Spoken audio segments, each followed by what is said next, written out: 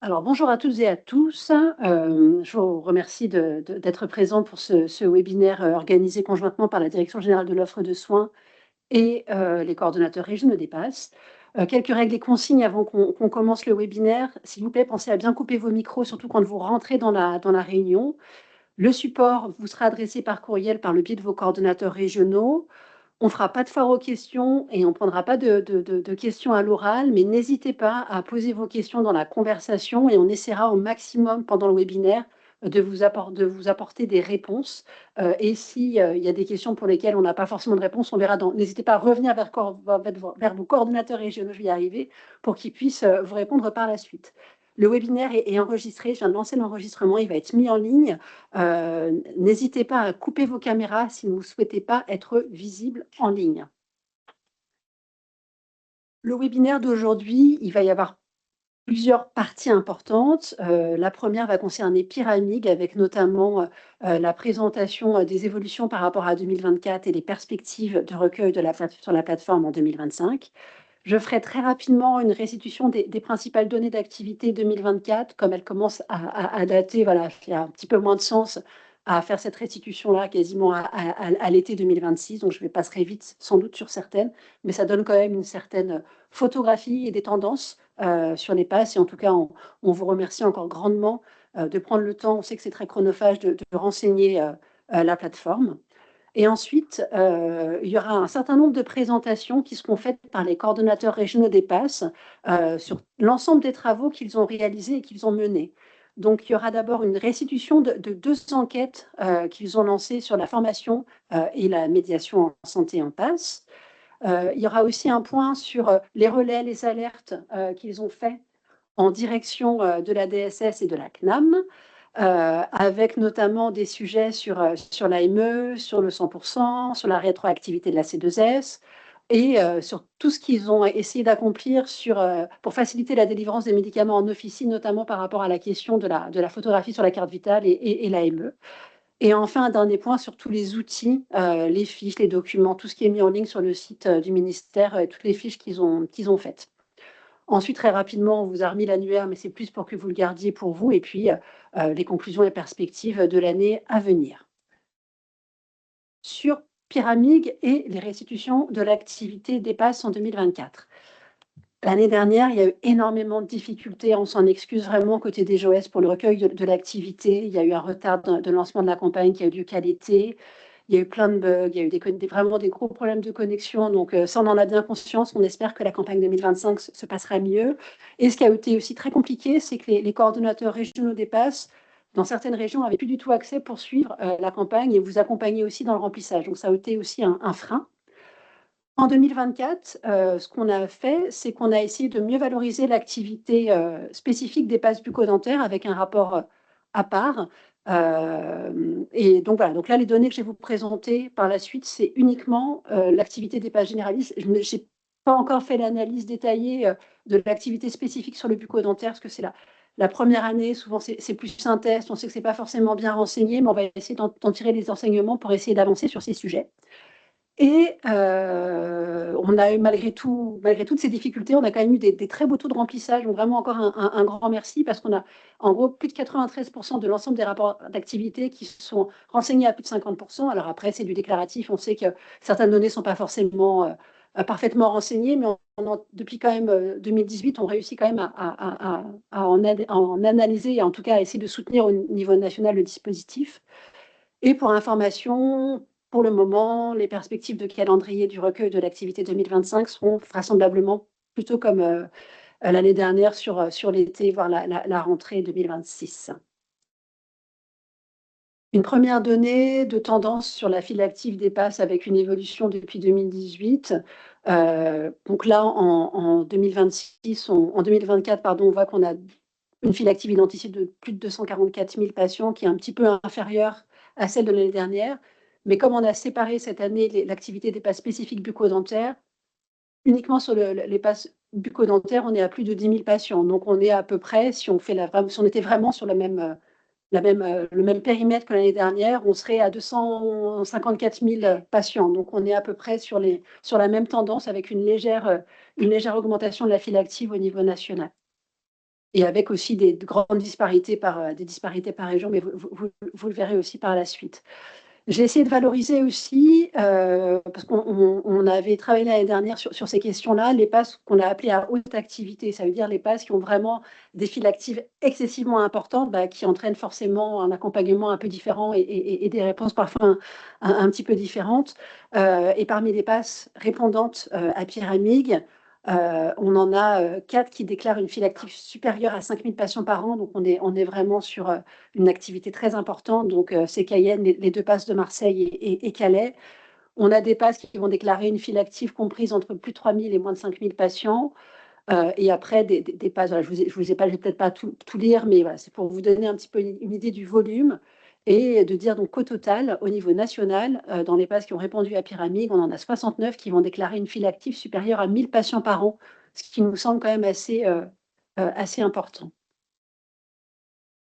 Dans pyramide, on a aussi essayé d'identifier spécifiquement l'activité des passes généralistes, quel est leur profil. Et donc, ce qu'on a réussi à identifier là, je n'ai pas remis les diapositives l'année dernière, mais on est à peu près sur un peu les mêmes proportions. On a en 97 passes qui réalisent des activités mobiles. On en a 57 généralistes qui ont une activité avec des fauteuils bucco-dentaires. On a 16 passes avec des activités ophtalmo. On a 112 passes avec des activités mère-enfant pédiatrique, sachant que là, le périmètre, j'ai vraiment mis les deux ensemble et on a vraiment parfois des différences très marquées entre pédiatrique et mère-enfant, ou plutôt femme enceinte. Voilà, donc on est vraiment sur un périmètre un peu large de ces passes. Et puis, on en a 51 identifiées avec des consultations de psychologues dédiés. Ça nous semblait aussi un élément intéressant pour compléter l'accompagnement qui est fait par les passes.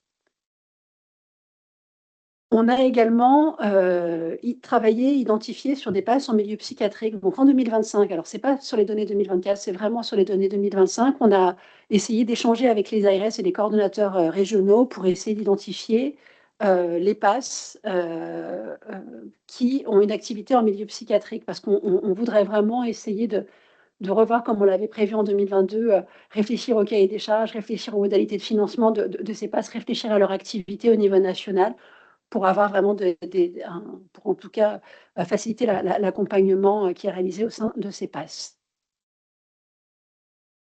Ah, pardon, je pense que j'ai eu un problème dans l'ordre de mes diapositives, mais c'est pas grave. Donc la diapositive, en fait, puis revient un petit peu en avant. Je pense que c'était une mes premières, pardon, j'ai eu un bug, je pense.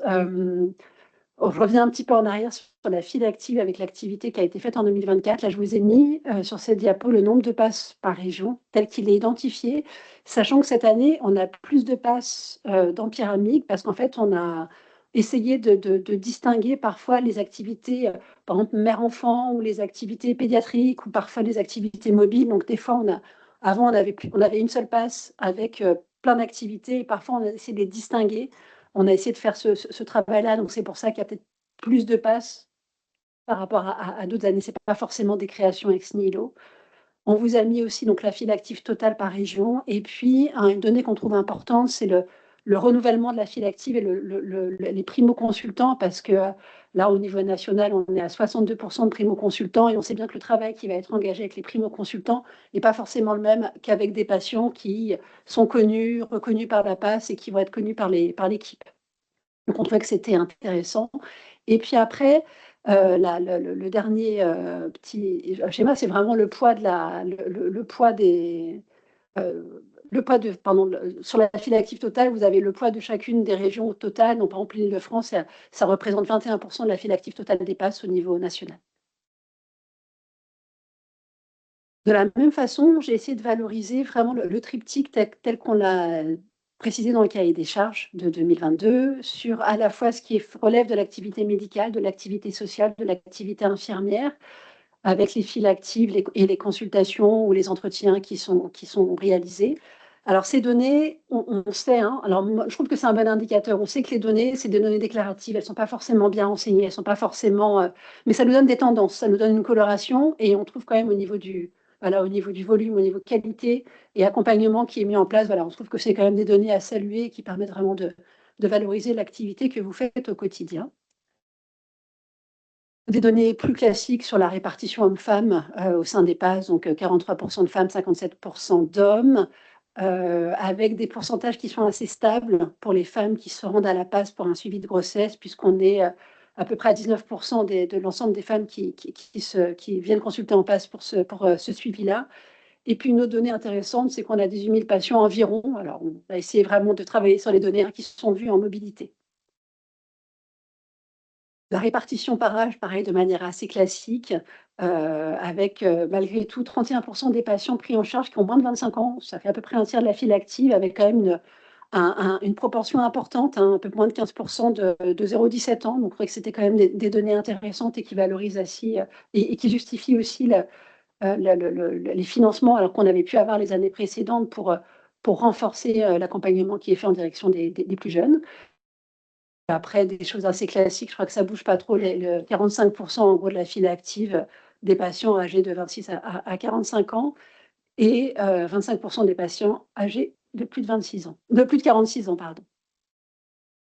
En termes de fonctionnement, sur les 334 PAS qui ont répondu spécifiquement à cette question, on voulait un petit peu mesurer le nombre d'ouvertures au public. Et c'est vrai que la grande majorité des PAS sont ouverts du lundi au vendredi. Donc, on est sur 10 demi-journées par semaine et de manière très exceptionnelle. On a des ouvertures, en tout cas une proposition d'ouverture au public plus large, mais ça reste vraiment très marginal. De la même façon, dans le cahier des charges de 2022, on insiste vraiment sur la nécessité que l'activité des PAS soit valorisée par une unité fonctionnelle distincte. Et donc là, dans le déclaratif 2024, on en a 45 PAS parmi les répondants qui répondent que les ressources et les charges de l'activité de la PAS ne font pas l'objet de cette UF distincte. Donc voilà, donc c'était plus pour information. On trouve qu'en termes qualitatifs, c'est des données qui sont intéressantes aussi à avoir en tête. De la même façon, on insiste beaucoup, et je pense que les coordinateurs régionaux insistent aussi beaucoup en région, de même que les ARS, sur la mise en place de ces COPIL annuels. Alors, on sait bien que c'est lourd, mais c'est vrai que c'est vraiment des moments privilégiés qui vont permettre de rassembler autour de la table l'ensemble des acteurs impliqués dans la prise en charge et dans l'accompagnement des patients. Donc, au niveau national, on est sur 71% des PAS répondantes qui disent mettre en place au niveau national, donc ce comité de pilotage. Et on en a quand même, il y a quand même une bonne partie des PAS qui ne réussissent pas à le mettre en place. Donc voilà, donc je pense en tout cas, si vous rencontrez des difficultés pour le mettre en place, selon les blocages qui sont les vôtres, n'hésitez pas en tout cas à remonter, je pense, ces questions-là au niveau des coordinateurs régionaux pour qu'ils puissent vous accompagner, ou alors si l'année d'avant vous avez réussi à le mettre en place, ou voilà, il peut aussi y avoir des problématiques ponctuelles qu'on peut expliquer, mais en tout cas, c'est vraiment, je pense, cet enjeu de réunir ce comité de pilotage de manière annuelle, il nous semble important. Sur l'assurance maladie, alors là, c'est pareil, ce sont des données déclaratives, donc là, c'est uniquement sur la file active répondante. Je pense qu'on est sur des données un petit peu stables. Je n'ai pas eu le temps de regarder la tendance par rapport aux années d'avant, mais on est à plus de 123 000 patients au niveau national qui ne déclarent aucune couverture maladie lors de leur entrée, de leur début de leur prise en charge en PAS. On a 349 PAS parmi les répondantes qui déclarent que l'établissement de santé dans lequel est la PAS dispose d'une convention avec la CPAM. Et c'est vrai que nous, on voit au niveau national vraiment le bénéfice de cette convention. Alors après, il y a d'autres difficultés qui peuvent se poser, mais en tout cas, je pense que d'avoir un canal privilégié avec la CPAM, ça peut vraiment être une plus-value pour l'accompagnement des patients. Donc après, voilà, je ne vais pas refaire je vous laisse prendre connaissance des données, mais voilà, on a quand même une grande majorité des patients qui présentent en PAS qui n'ont aucune couverture maladie à l'entrée. Sur la répartition des équipes en 2024, donc là, je pense que c'est des données un petit peu classiques, mais on a 40% au total des professionnels qui interviennent en PAS qui sont des professionnels plutôt sociaux. On a 31% de personnel de soins, infirmiers, cadres de santé, etc. On a un petit bout de personnel de TP et puis on a 14% de professionnels médicaux. Au total, en moyenne, une PAS à 3,04 TP en moyenne.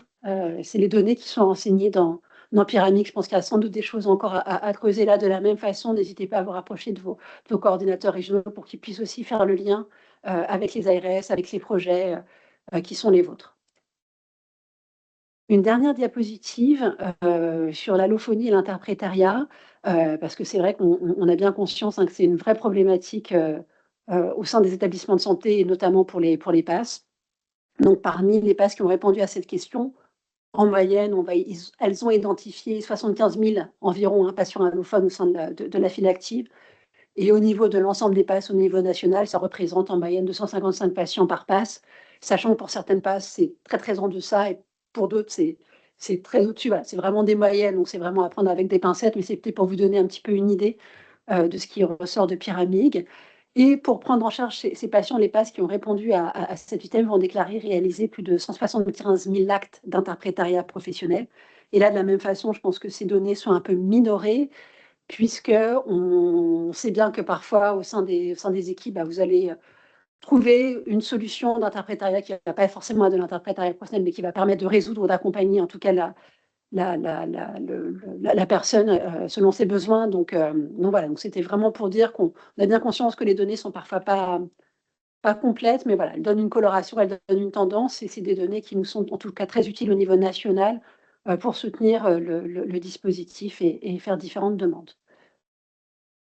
Donc, sans transition, je vais passer la parole aux coordonnateurs régionaux des PASS pour qu'ils puissent vous présenter en fait les résultats des 2 premières enquêtes qu'ils ont faites sur la formation d'abord et ensuite sur la médiation en santé.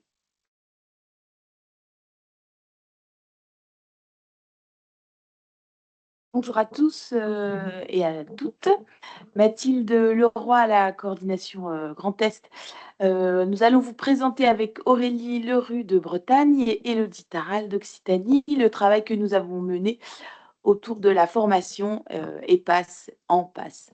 Donc on a réalisé une étude sous forme de questionnaire en mai 2025 et qui s'est adressée à 440 PAS qui regroupe, donc on l'a dit, l'équipe socle, médecins, infirmiers, assistants sociaux. Et nous avons obtenu un taux de réponse de 34%, ce qui nous permet d'assurer une validité statistique solide. Les items que nous avons, enfin principaux qui ont été retenus, donc c'était les formations déjà reçues par les professionnels en PAS les 3 dernières années, les besoins aussi, on a recensé les besoins en formation ressentis par les professionnels, toujours en PAS, et les formations qui ont pu être dispensées par les professionnels des PAS, soit à destination des professionnels de l'hôpital ou à destination des partenaires. Et je vais laisser la parole à Aurélie pour la suite.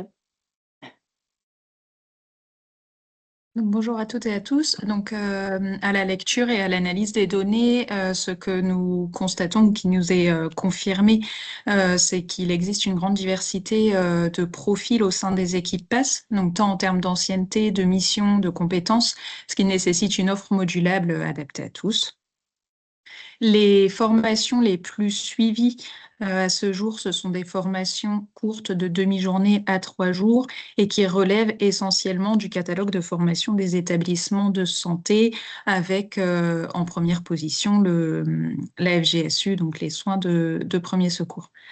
Donc, à travers cette enquête, il y a de nombreux besoins de formation qui ont été remontés avec pour thématique prioritaire les droits des personnes étrangères, l'interculturalité et la médiation, la prise en charge de conduites addictives, les psychotraumatismes et santé mentale, et venait ensuite le fait d'acquérir une certaine maîtrise donc de l'anglais, voire d'autres langues étrangères, tout ce qui touche donc à la santé sexuelle, la grossesse, la maternité, les violences intrafamiliales et après plus spécifiquement la dermatologie, l'infectiologie et l'éducation thérapeutique du patient et la littératie en santé.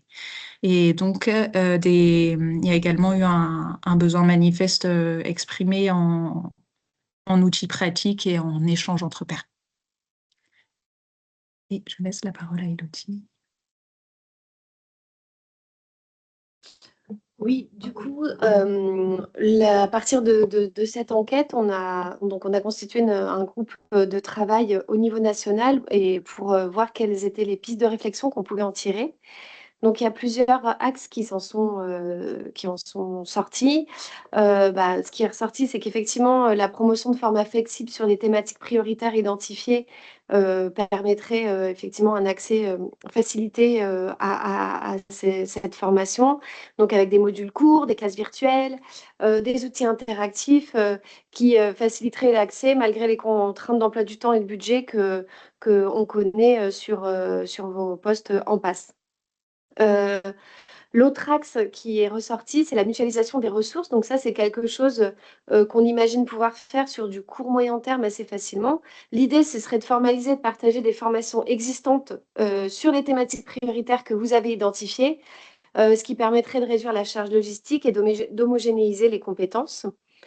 Et on a aussi identifié comme levier la valorisation des ressources en interne à l'établissement qui ne sont pas toujours utilisées ou qui nécessitent peut-être un support plus poussé sur les formations proposées. Et l'idée, ce serait effectivement de se rapprocher plutôt au niveau régional et de voir l'état des lieux de l'existant. On sait qu'il y a des comités d'équipe, des plans de formation d'éthique, pardon, des plans de formation qui permettraient de travailler là-dessus.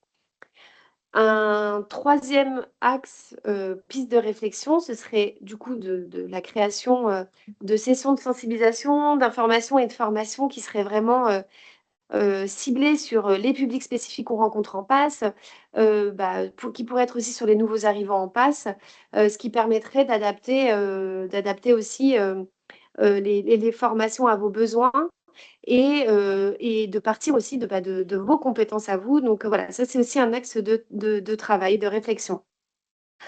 Donc partant de ça, on va continuer ce groupe de travail au niveau national et on aimerait vous proposer, pour ceux qui seraient intéressés, de nous rejoindre dans le cadre de ce groupe de travail formation pour voilà, avancer un peu là-dessus, voir dans quelle mesure on priorise ces premiers axes identifiés, pourquoi pas en identifier d'autres.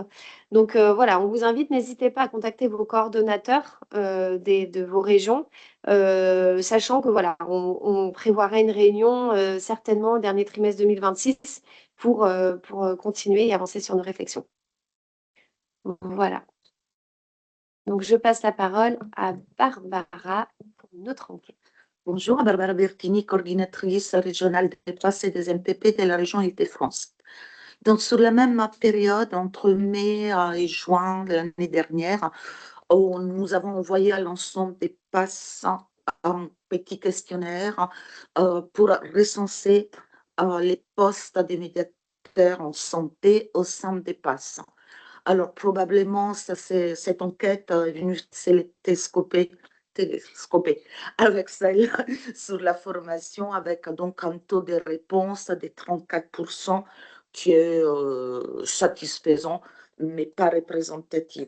Donc, en fait, nous avons eu 158 répondants et 156 questionnaires totalement exploitables, avec une grosse différence entre une région et l'autre sur les taux de répondants. Ce qui résulte de l'enquête, c'est que finalement, les médiateurs en santé, salariés et faisant partie de l'équipe de la PASS ne sont pas si nombreux que ça. Donc, ça revient à peu près à 11%. Alors que le PASS travaille énormément avec les médiateurs qui sont rattachés à des associations, voire des collectivités, etc. Donc, il y a un vrai travail entre les équipes PASS et les médiateurs en santé, mais peu des médiateurs santé recrutés et salariés par les PASS elles-mêmes. Nous avons aussi remarqué qu'effectivement, il y a une grande disparité territoriale, donc des régions qui ont fait le choix d'inclure les médiateurs santé dans leurs équipes et des autres absolument pas, donc une vraie disparité au niveau national. Et aussi quand les médiateurs sont là avec des points améliorés, à savoir la formation et les respects, on va dire, des recommandations de la HAS sur les 4 axes qui sont préconisés sur le travail des médiateurs. Donc, c'est ça nous a permis aussi de voir quel était le taux des projets en cours en négociation avec les ARS. Donc, finalement, c'est pas très important. Donc, 11% des PAS ayant déclaré être en pourparlers aux négociations avec les ARS pour inclure la médiation santé au sein des PAS. Donc, en conclusion, les PAS qui ont des médiateurs en santé sont particulièrement satisfaites. Il faut probablement renforcer les rôles des médiateurs au sein des PAS, tel que préconisé par l'HAS. Merci. Ah, et ça nous a permis, pardon, de créer une fiche donc, dans les outils sur les sites du ministère. Ça nous a permis aussi de créer une fiche technique de c'est quoi la médiation en passe, dans l'espoir qu'effectivement, s'il y a des médiateurs en passe, ils puissent se conformer aux recommandations que nous avons préconisées dans le cadre de cette fiche.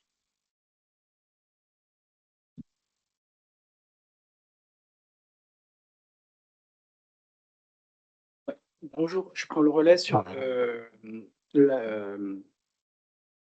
qu'on mène aussi au niveau national suite à certaines...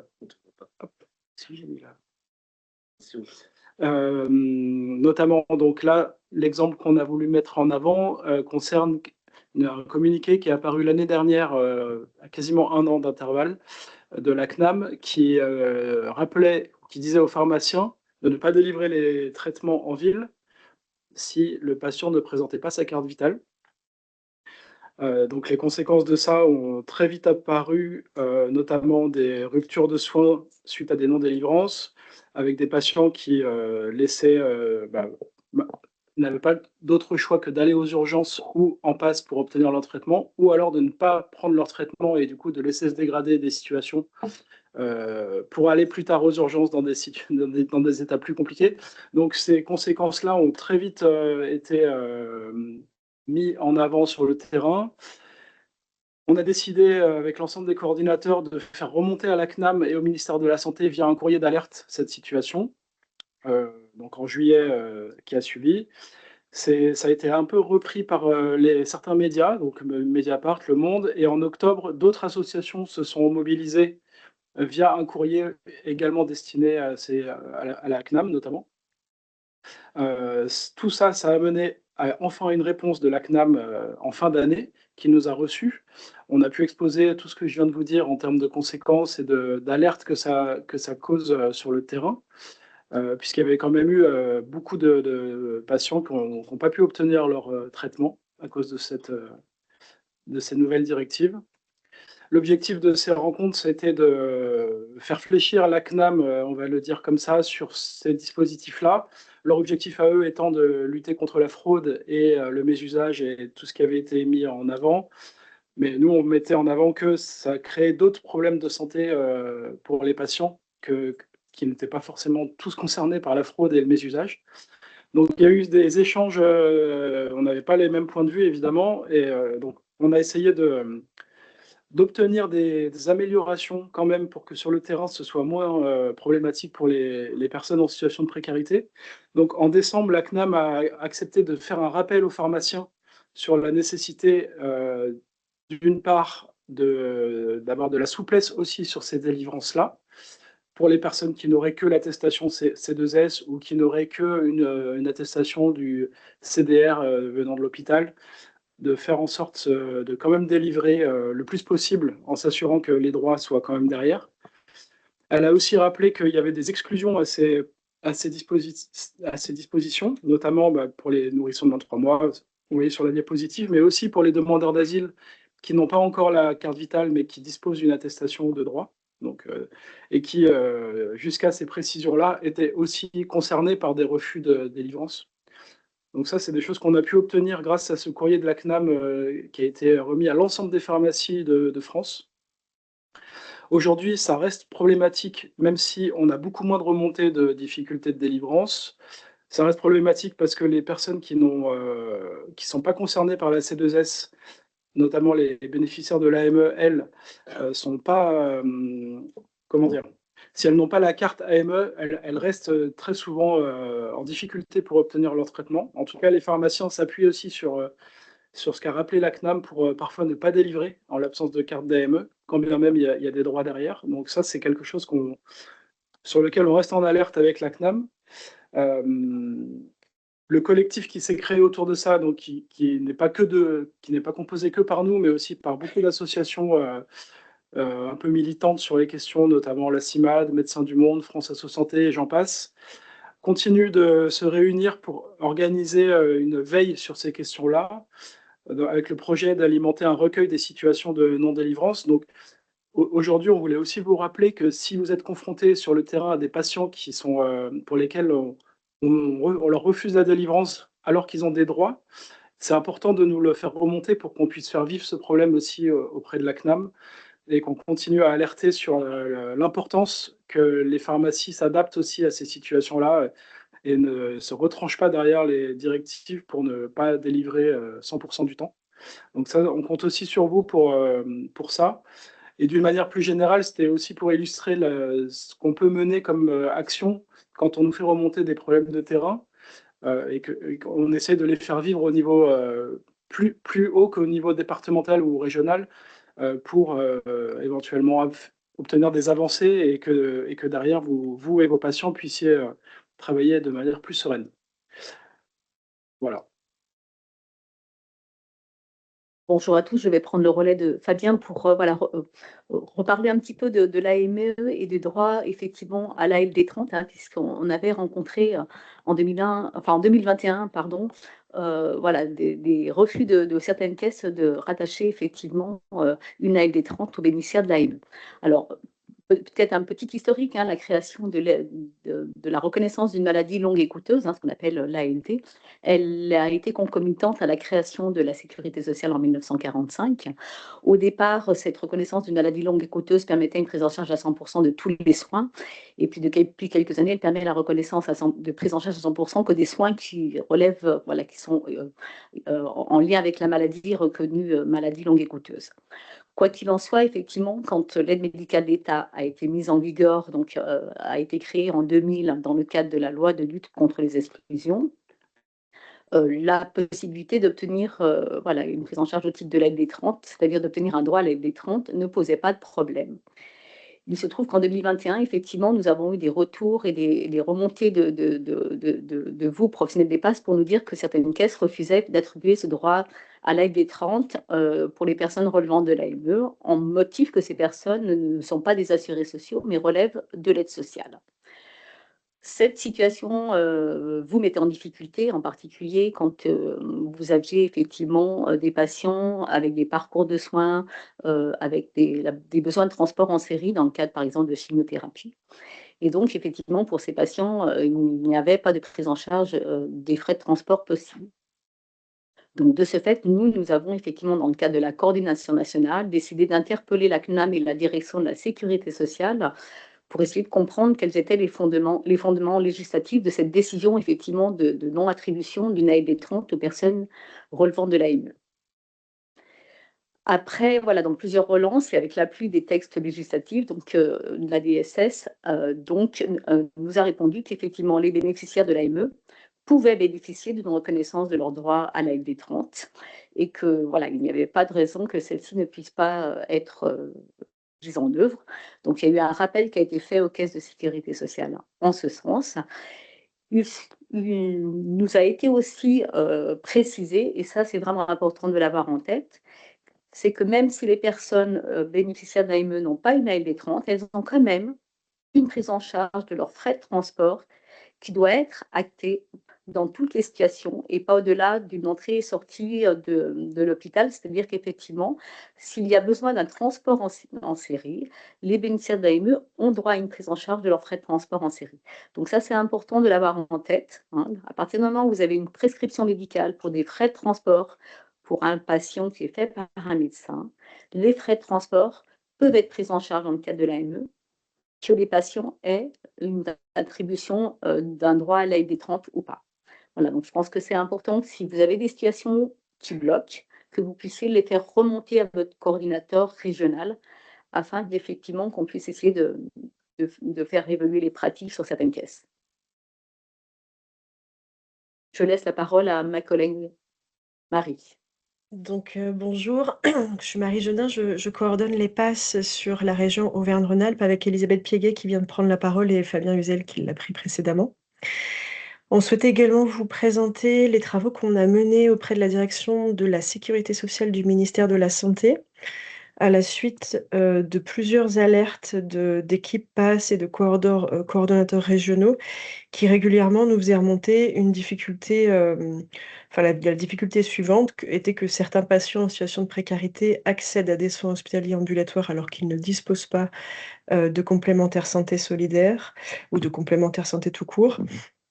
Et que ces situations concernent souvent des patients qui arrivent en PASS, mais aussi des patients qui sont accueillis au service d'accueil des urgences ou en service de gynéco-obstétrique ou en maternité. Que dans ces situations, contrairement au séjour hospitalier, la rétroactivité de la C2S ne peut pas être mobilisée.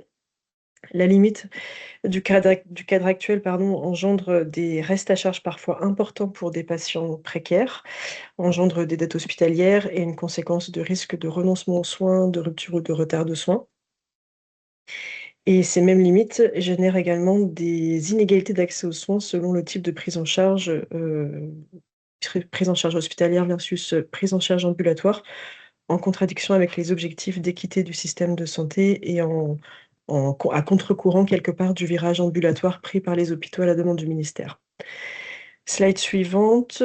Face à ce constat, du coup, dans plusieurs régions, la coordination nationale des PASS a souhaité consolider ses remontées de terrain et engager un travail interrégional sur ce sujet. L'objectif, c'était de sortir d'un traitement individuel de ces situations quand elles nous étaient remontées et de mettre en lumière une difficulté structurelle et d'en documenter les conséquences. À la suite de cela, une note argumentée a été élaborée et portée auprès de la direction de la sécurité sociale avec une idée et une demande défendue assez simple, celle d'adapter les règles de la rétroactivité de la C2S à l'évolution des prises en charge hospitalières, aujourd'hui largement marquée par le développement des consultations ambulatoires. Slide suivante. Les éléments ont été transmis et examinés par la direction de la sécurité sociale avec laquelle nous avons pu avoir plusieurs échanges par mail, mais aussi en présentiel au ministère de la Santé, et qui a reconnu les difficultés qu'on soulevait, les paradoxes et les contradictions actuelles, et qui a plutôt partagé le constat de la nécessité d'une évolution du droit. Et donc, à ce stade, l'ADSS travaille à l'identification des évolutions législatives et juridiques nécessaires pour permettre l'extension de la rétroactivité de la C2S aux consultations ambulatoires réalisées en établissement de santé.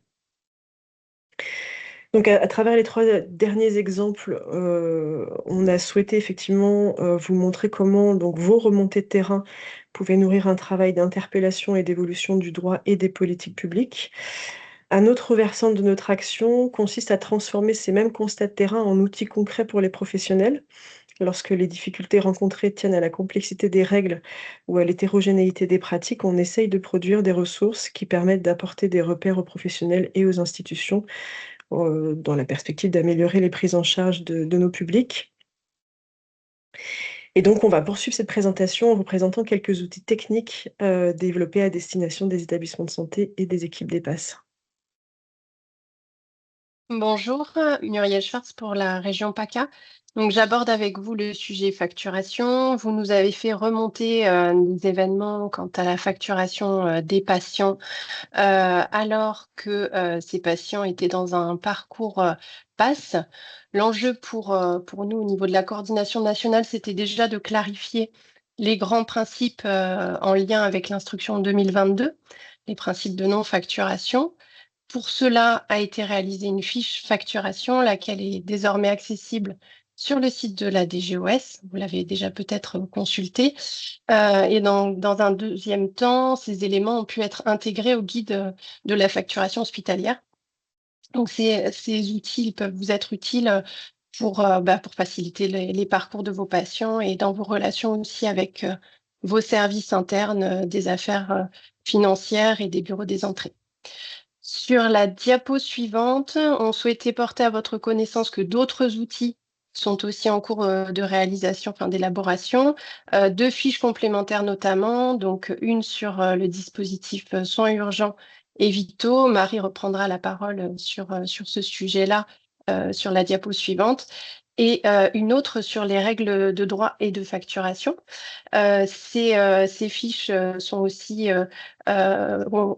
également été présentées à la direction de la sécurité sociale.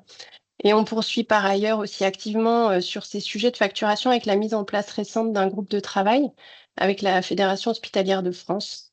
Voilà, je cède la parole à Marie pour la suite. Donc voilà, le document que je vais essayer de vous présenter est donc lui aussi né de vos besoins de clarification sur le terrain. À partir de 2021, on a été de plus en plus sollicité sur des questions relatives au dispositif des soins urgents et vitaux. Ces interrogations, elles provenaient à la fois de vous, équipe PASS, mais aussi des bureaux des entrées, des services de facturation, des directions financières des établissements de santé avec lesquels on peut aussi avoir des échanges. Au fil de ces échanges, on a constaté qu'en fait, certains textes semblaient difficiles à interpréter et que les pratiques variaient en fait d'une caisse d'assurance maladie à l'autre ou d'un établissement de santé à l'autre. Et nous avons donc, sur la base de cela, engagé un travail de capitalisation à partir des réponses qu'on obtenait au fil de l'eau des différentes CPM que l'on sollicitait pour répondre à vos questions et à vos besoins et que l'on confrontait en parallèle systématiquement au cadre réglementaire. L'objectif pour nous, c'était de rassembler donc tous les éléments qu'on avait glanés dans un même document afin de partager des repères communs sur les principales questions qui nous étaient régulièrement remontées et de favoriser une lecture plus fine et plus homogène du dispositif. Et donc ce travail, il nous a clairement permis, coordonnateurs régionaux, de monter en compétences et de construire une expertise collective fine sur ce sujet et d'aboutir à un outil national de clarification, un outil qu'on ne peut pas vous partager encore et vous diffuser en l'état parce qu'il est encore en cours de validation à la direction de la sécurité sociale et à la CNAM. Néanmoins, ce travail nous a permis aujourd'hui et nous permet aujourd'hui de disposer d'une base technique solide pour vous accompagner et accompagner vos établissements de santé lorsque vous êtes confrontés à des situations complexes et à mieux mobiliser ce dispositif quand c'est possible. C'est pourquoi on vous invite vraiment, en cas de questions relatives au dispositif des soins urgents et vitaux, à vous rapprocher de vos coordinateurs régionaux qui pourront certainement vous aider sur la base de ces éléments.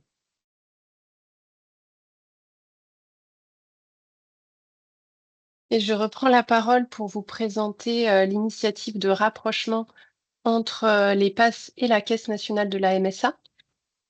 Sur la diapo qui arrive, on pourra apprécier donc que les territoires ruraux en France concernent 88% des communes et 33% de la population totale selon les données INSEE. Et à travers la carte de France, on voit que ces zones rurales, qui sont représentées en vert, sont largement étendues. Au niveau de la coordination nationale des PASS, on a souhaité engager un partenariat donc avec la MSA sur le même modèle, sur la même dynamique partenariale qui avait déjà été formalisée avec la CNAM pour le régime général. On s'est appuyé donc sur des initiatives régionales pour initier ce projet de convention. Projet qui devrait répondre aux besoins des patients que vous rencontrez et qui relève du régime agricole. On s'est vraiment basé sur vos remontées, puisque le projet de convention vise en tout cas à répondre aux besoins qu'on a pu identifier à travers vos remontées, à savoir favoriser l'ouverture des droits à l'assurance maladie de vos patients, permettre la régularisation des situations administratives les plus complexes, améliorer la coordination donc, entre les centres hospitaliers et la MSA. Sur la diapo suivante, donc cette convention, on voulait vous signifier que cette convention, elle est déjà rédigée, elle est en relecture pour finalisation.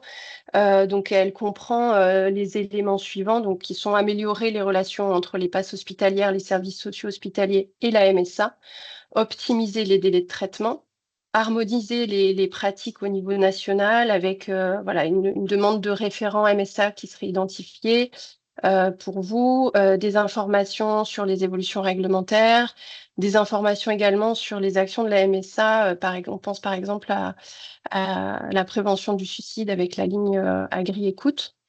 Cette convention cadre vous sera prochainement communiquée et elle pourra ainsi être déclinée régionalement, notamment avec l'aide de vos coordinateurs. J'en ai terminé pour la MSA et je passe sans plus attendre la parole à Olivier. Bonjour à tous, Olivier Ozas, coordination Bourgogne-Franche-Comté. On va faire peut-être une petite pause dans le déroulé du webinaire, puisqu'on est allé un peu plus vite que prévu. On craignait de ne pas avoir le temps de faire beaucoup d'échanges.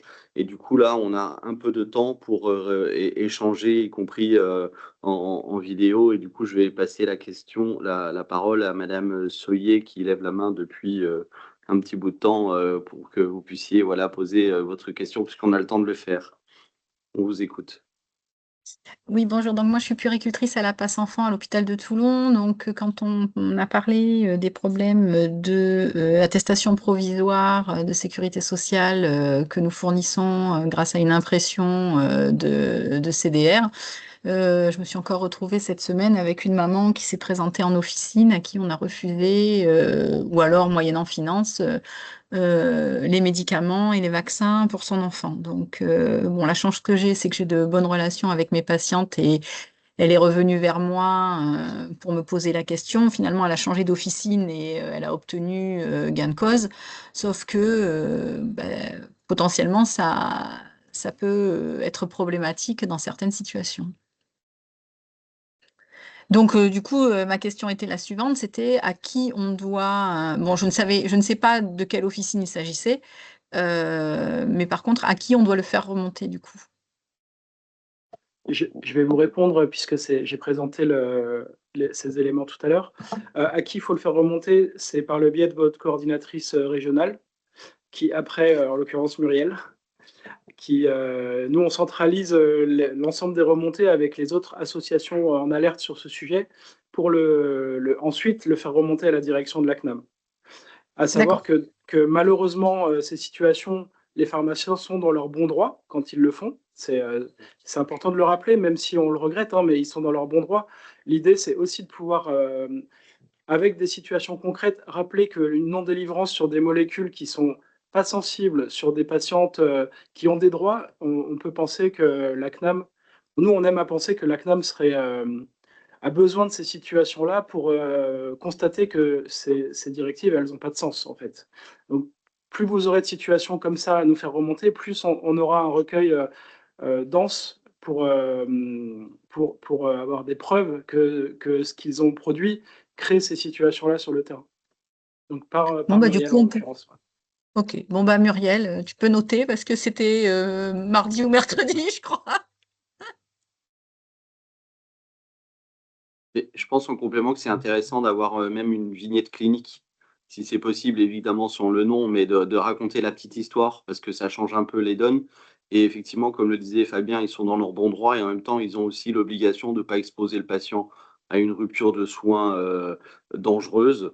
Et donc, voilà, sur des vaccins, on ne serait pas là-dedans, mais en tout cas, je pense que une vignette clinique pour expliquer la situation et les conséquences éventuelles d'une rupture d'accès aux soins, je pense que c'est aussi très intéressant. Juste pour compléter la prise de parole d'Olivier, donc de nouveau Marie Genin à la coordination Auvergne-Rhône-Alpes, c'était pour ajouter que effectivement ils sont dans leur bon droit et en même temps on leur demande aussi d'avoir une certaine souplesse sur un certain nombre de publics repérés comme vulnérables, dont les publics en situation de précarité. Et donc en fait on peut quand même leur demander de continuer de délivrer sur certains départements à certaines échelles locales. On a réussi à obtenir aussi des organisations tripartites avec l'assurance maladie qui portaient le message en fait auprès des officines, à la fois celui dont on a parlé, dont Fabien a parlé, de limiter en fait ces délivrances en mode dégradé, c'est-à-dire sans preuve de matérialité des droits, en tout cas par l'intermédiaire des cartes en pharmacie, et dans le même temps elle délivrait un autre message qui est ayez quand même de la souplesse, tout ça, donc en mettant l'assurance maladie, les CPAM, les coordonnateurs régionaux et les établissements de santé dans la boucle, on a réussi sur certains départements, et notamment le département du Puy-de-Dôme, à faire que les PASS, les établissements de santé, étaient repérés des officines à proximité de leur lieu, enfin de leur implantation, et de manière à ce que les patients qui leur seraient orientés, provenant de ces institutions-là ou de ces dispositifs-là, étaient repérés comment dirais-je, voilà, suivi, et donc ça facilite en fait, et ça permet d'ailleurs même systématiquement du coup l'ouverture, la délivrance des médicaments.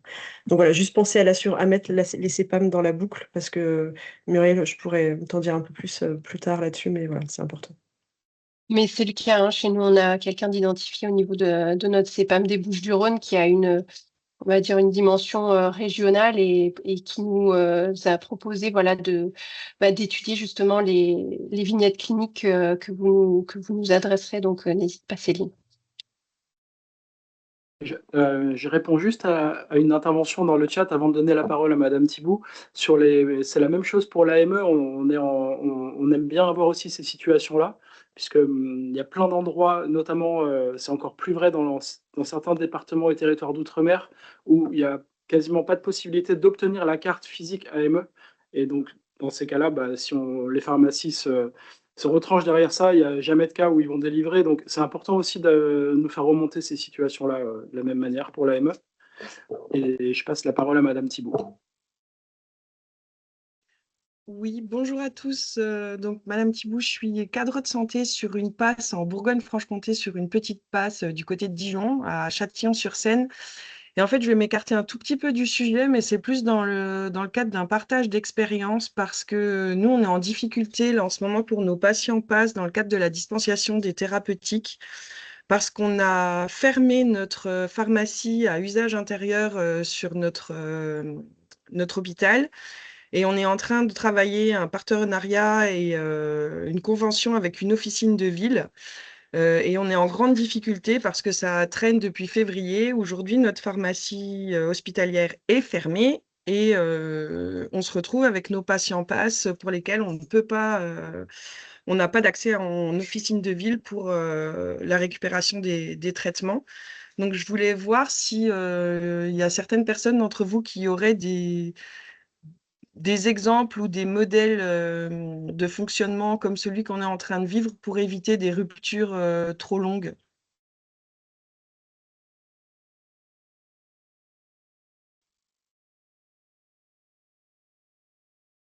Elisabeth. Oui, je peux peut-être prendre la parole. Effectivement, en tout cas sur la région Auvergne-Rhône-Alpes, on a expérimenté des conventions avec des pharmacies de ville depuis très longtemps, hein, depuis 2011, en particulier sur un établissement de santé qui était porteur d'une passe et qui n'avait pas de pharmacie en interne. Donc ces conventions, effectivement, peuvent être différentes suivant les établissements de santé et les pharmacies concernées, mais en tout cas, on est vraiment sur des modèles qui fonctionnent plutôt bien, avec une sécurisation effectivement de la délivrance des médicaments par la pharmacie de ville, avec un engagement de l'établissement de santé à payer les molécules s'il n'y a pas de prise en charge sécurité sociale possible, avec une rétroactivité des droits. Donc voilà, je pense que les choses globalement marchent plutôt bien, en tout cas sur notre région. Et oui, pas de souci éventuellement via votre coordinateur pour faire passer des conventions s'il y a besoin. Barbara Bertini, en région Île-de-France, il y a ce qu'on appelle des passes des villes, des passes ambulatoires. Les passes des villes qui sont rattachées à un centre municipal de santé globalement, et donc l'ensemble de ces passes sont conventionnées avec des pharmacies des villes, avec le même système, à la mise en attente de la facturation et l'engagement de la part du centre municipal de santé de rembourser au cas où il n'y aurait pas une rétroactivité possible. Je vous invite, si vous souhaitez, aller sur les sites de l'ARS Île-de-France, faites passe précarité, passe des villes, vous tombez sur une page ad hoc avec un annuaire et vous pourriez éventuellement contacter une parmi les 18 passes des villes pour qu'elle puisse vous mettre à disposition et ou partager leur expérience. Merci beaucoup. Marie, on t'entend pas. Pardon, merci. Pour compléter les propos de mes collègues, là, vous trouverez également sur le site du ministère de la Santé une fiche sur du guide à destination des professionnels des passes sur la question de la dispensation des médicaments et de l'accès aux médicaments, une fiche qui comporte à la fin un modèle de convention, effectivement, avec les pharmacies de ville sur la base des conventions qu'on a passées en Auvergne-Rhône-Alpes il y a longtemps déjà, effectivement.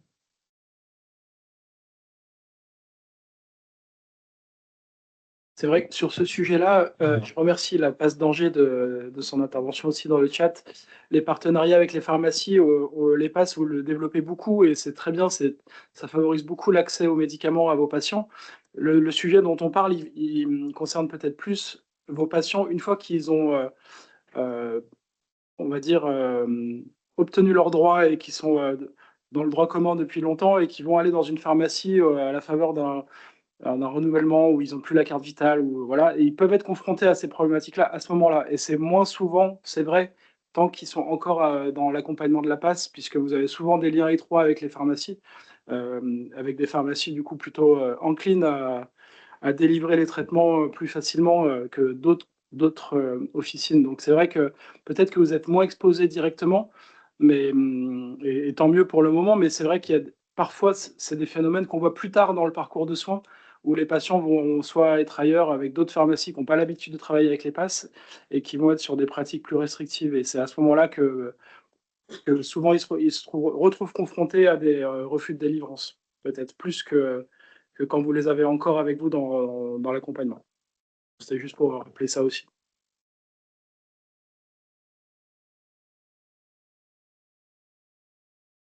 Est-ce qu'il y a d'autres questions ou d'autres points d'autres réactions à ce qui a été présenté jusqu'à maintenant?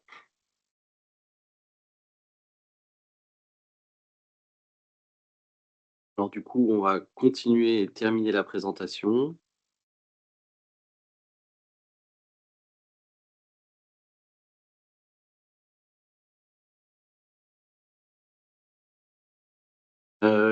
Il existe du coup un annuaire des passes dont la cartographie vous est présentée là, avec du coup un listing qui est sur la diapo juste après, je crois, de l'ensemble des coordinations des passes sur la France.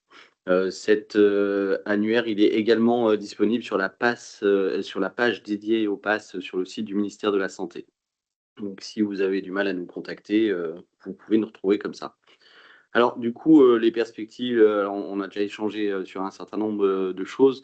L'idée de ce webinaire, c'était aussi de pouvoir donner à voir ce qu'on fait au niveau national, parce qu'on est auprès de vous dans l'accompagnement au niveau régional, que ce soit au niveau des passes, au niveau des ARS, des DT, etc. Mais l'idée, c'était de présenter aussi un peu les actions nationales dont vous avez peut-être moins conscience directement, ou qu'on relaie peut-être moins directement. Le travail va continuer, le travail, que ce soit sur les veilles, alertes auprès des institutions, comme on l'a fait auprès de la CNAM avec la question de la matérialité de la carte vitale, les enquêtes nationales qu'on peut parfois vous demander de remplir pour éclairer certains points, et puis les webinaires comme celui que nous proposons aujourd'hui. À propos des webinaires, l'idée sur les prochains, c'est d'aborder la question du rôle infirmier en passe. Il y a un certain nombre de travaux qui sont faits sur des protocoles de coopération, des choses pour favoriser l'autonomie et la spécificité du travail infirmier en passe. Un webinaire sur la santé sexuelle et les questions connexes à la santé sexuelle, au-delà même des questions juste de dépistage. Et puis sur la thématique des passes bucco-dentaires, qui est une thématique aussi importante. Alors on n'a pas de date, et l'ordre dans lequel je les présente n'est pas forcément celui qu'on mettra en œuvre, mais c'est pour avoir une idée un peu des thématiques qu'on voulait aborder dans les temps à venir. Il y a normalement dans le chat, je ne sais pas, je ne le vois pas, dans quelques secondes va apparaître dans le chat un questionnaire via lequel vous allez pouvoir nous faire des retours, soit sur les outils. On a présenté un certain nombre d'outils, mais il y en a peut-être qui vous manquent dans votre pratique clinique, votre pratique quotidienne, et qui seraient pertinents. Et ben voilà, sollicitez-nous là-dessus. S'il y a des enquêtes qui vous sembleraient utiles pour éclairer certains points, y compris pour soutenir des démarches d'alerte ou de plaidoyer, et puis des thématiques pour des webinaires, au-delà de celles que je viens d'évoquer. S'il y a une thématique qui vous semble importante et utile, n'hésitez pas à nous faire remonter tout ça. On vous remercie pour votre attention. pendant ce webinaire. Alors, il a été enregistré, donc la première partie où on avait un peu la crainte de déborder du temps, vous pouvez la repasser en faisant des pauses, en prenant des notes. On va partager les supports de PowerPoint qui ont été présentés. Le petit questionnaire là, qui vient de vous être adressé sera aussi partagé, et puis tout ça sera envoyé dans un mail avec le replay du webinaire à télécharger. Merci beaucoup. Bel été et à très bientôt pour un prochain webinaire. Au revoir. Merci beaucoup. Au revoir à tous. Merci beaucoup. Au revoir. J'ai une question.